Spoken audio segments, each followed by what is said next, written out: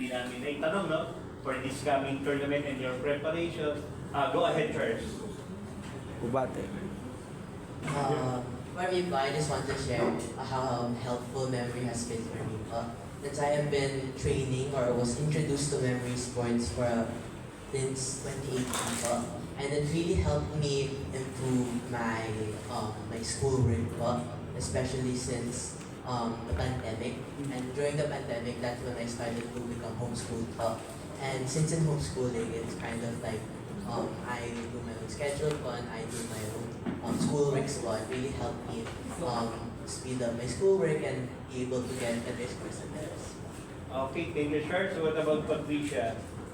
I think, I just wanna say na masaya po ako kasi parang compared po sa parang last na sabi ko po ng Philippine Open Air Championship, mas lumawak na po yung The Brain Republic, yun nga po, yung sa schools, na palawak sa schools, and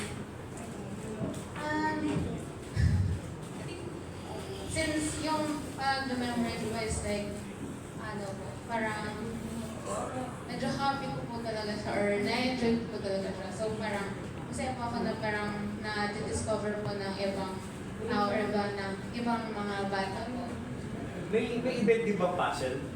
Wala po. Wala siguro na parang dali sa kanila yung mga puzzle, no? Yes po, yes po. Wow. Go ahead, Coach, for your closing remarks. Yes po, so syempre, nagpapasalamat po kami ng malaki sa TOPS, dahil napakalaking tulong po nitong pag-imbita nyo sa amin sa forum para mas mapalagana pa yung memory sports. And syempre sa Lasal Green Hills, who has been supporting our competition na nagbigay sila ng venue para pagdahusan ng ating event. At para sa mga players naman or sa mga interested students or adults who wants to try memory sports, you can visit the page of the Philippine Mind Sports Association or the Brain Republic. Mag-send lang po kayo doon ng inquiry.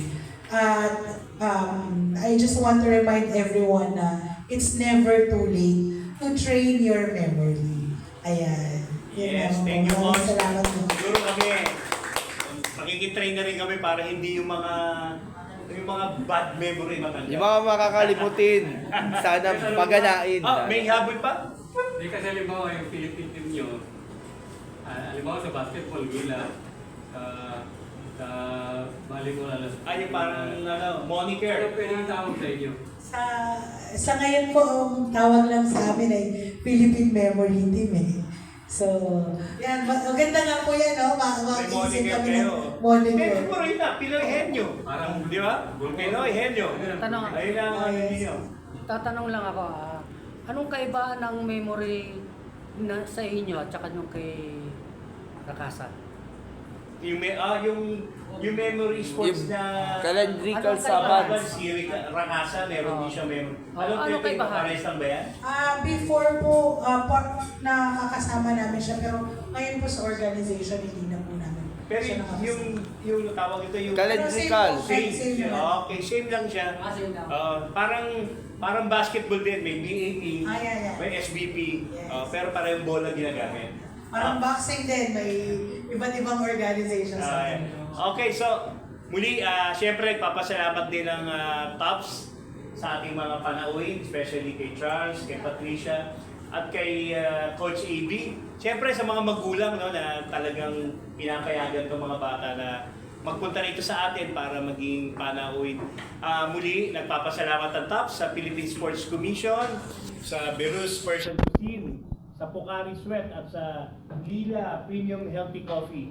Maraming salamat po at see you next week.